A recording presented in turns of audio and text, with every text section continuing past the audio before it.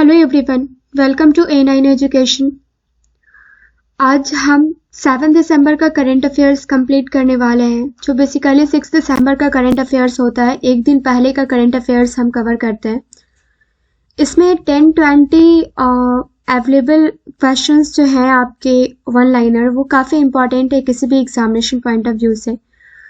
कुछ स्लाइड्स हैं, कुछ क्वेश्चंस हैं जो जहाँ पे एक्सप्लेनेशन की ज़रूरत होती है, वो कुछ क्वेश्चंस हम आपके पास एक्सप्लेनेशन के साथ लेके आते हैं, और सारे के सारे जो एक्सप्लेनेशन है वहाँ से क्वेश्चंस किसी भी एग्जाम में पूछे जाने की संभावना बहुत होती है।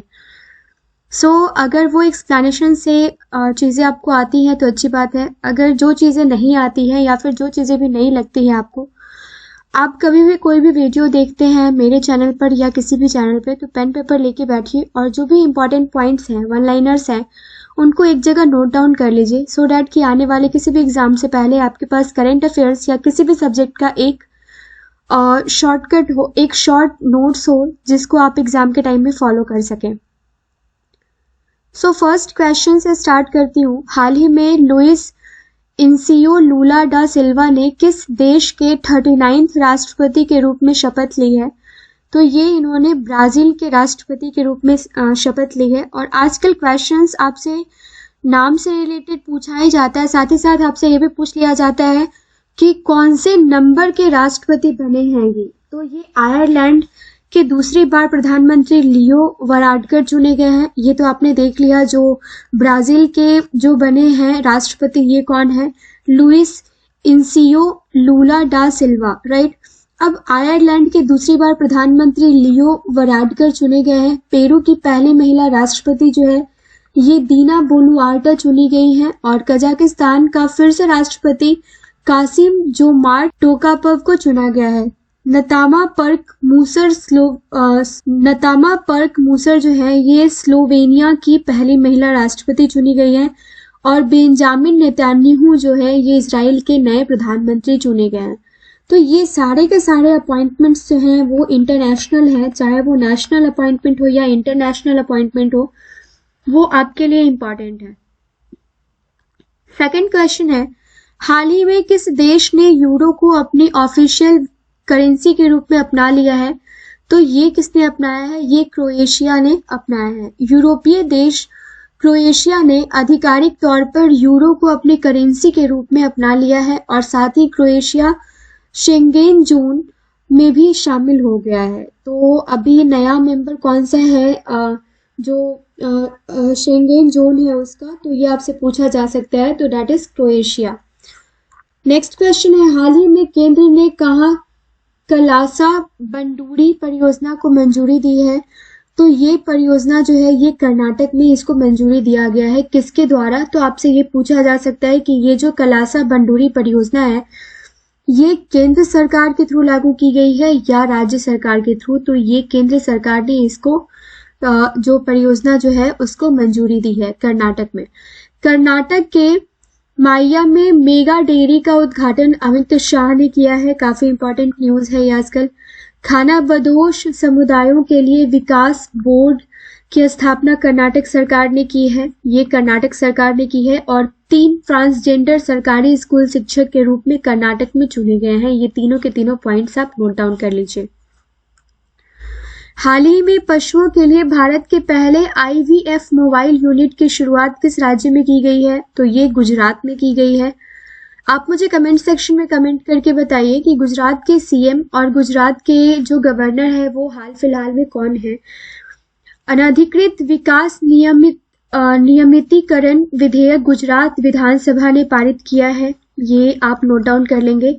मुंद्रा गुजरात में भारत का सबसे बड़ा पवन टरबाइन अडानी न्यू इंडस्ट्री ने स्थापित किया है। और विश्व का सबसे बड़ा पांडुलिपि प्रचालय गुजरात में बनाया जा रहा है। जल जीवन मिशन के तहत 100% घरेलू नल कनेक्शन वाला राज्य जो है ये गुजरात बना है।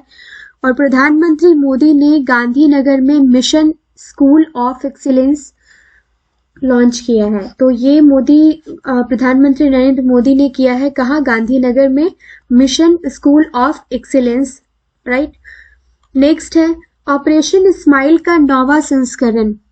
हाल ही में साइबराबाद महिला और बाल सुरक्षा विंग डीसीपी कविता द्वारा ऑपरेशन स्माइल के 9वें संस्करण को जनवरी 2023 में आयोजित करने की घोषणा की गई है।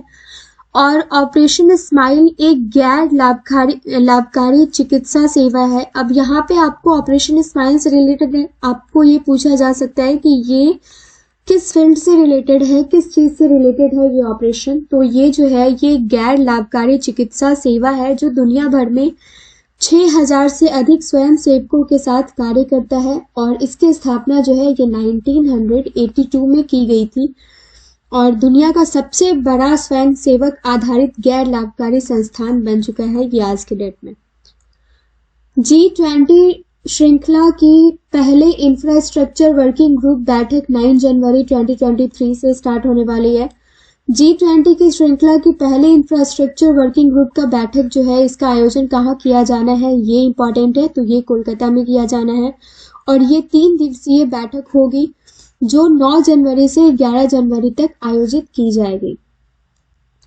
ओडिशा में 5G टेलीकॉम सेवा की शुरुआत की गई है और केंद्रीय संचार सूचना प्रौद्योगिकी और रेलवे मंत्री अश्विन वैष्णव ने हाई स्पीड वाली 5G सेवा को ओडिशा में शुरू किया है और इसी दौरान उन्होंने कहा कि अगले साल यानी 2024 के अगस्त महीने तक ओडिशा राज्य को 5G टावरों के साथ कवर कर लिया जाएगा।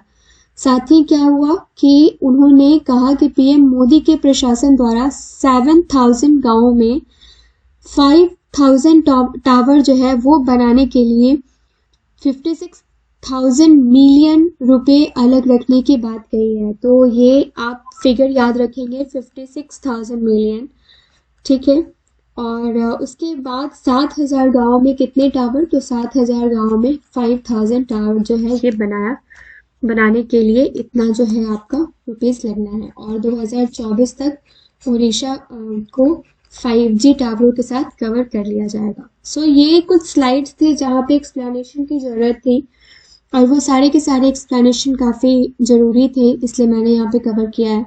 नेक्स्ट जो 10 क्वेश्चन है ये जी न्यूज़ से मैं कवर करती हूँ, जो जी न्यूज़ डेली का डेली रोज ये 10 क्वेश्चंस अपलोड करते हैं स्टूडेंट्स के लिए जो काफ़ी इंपॉर्टेंट क्वेश्चंस होते हैं। किस राज्य में दिसंबर के महीने में सबसे ज़्यादा बेरोजगारी दर्ज की गई है, तो ये हरियाणा में दर्ज किया गया है।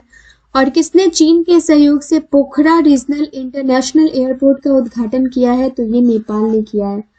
प्रधानमंत्री मोदी वाराणसी से कहाँ तक दुनिया के सबसे लंबे क्रूज गंगा विलास को लॉन्च करेंगे, तो ये डिब्रूगढ़ तक करेंगे। कुलदीप सिंह पठानिया किस राज्य की विधानसभा के अगले स्पीकर नियुक्त हुए हैं, तो ये हिमाचल प्रदेश के हुए हैं। और वॉल्टर कनिंघम का निधन हुआ है, वे कौन थे, तो वो एक अंतरिक्ष यात्री थे।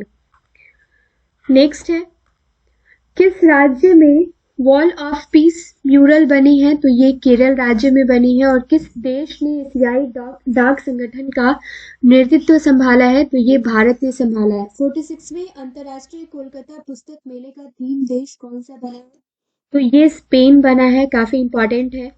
और राष्ट्रपति द्रौपदी मुर्मू ने कहाँ पर स्काउट एंड गाइड्स के 18वें राष्ट्रीय जैम्बोर्ड का उद्घाटन किया है, तो ये पाली में किया है। जोसन मू को किस बैंक के सीईओ के रूप में नियुक्त किया गया है, तो ये बैंक ऑफ सिंगापुर के सीईओ के रूप में इनको नियुक्त किया गया है। तो ये थे आज के 10 क्वेश्चन। आई होप कि वीडियो आपको पसंद आया होगा। अगर मेरी मेहनत पसंद आती है तो चैनल को लाइक एंड सब्सक्राइब करना ना भूलिए। साथ ही साथ आप किसी भी प्लेटफॉर्म पे इसको शेयर कर सकते हैं। बेल आइकन जरूर प्रेस कर लीजिएगा सो डैट कि कोई भी वीडियो जब चैनल पे अपलोड होता है तो उसका अपडेट आपको टाइम टू टाइम मिलता रहे। अगर कोई सजेशन है तो आप मुझे कमेंट सेक्शन में सजेशन दे सकते हैं। Thank you so much.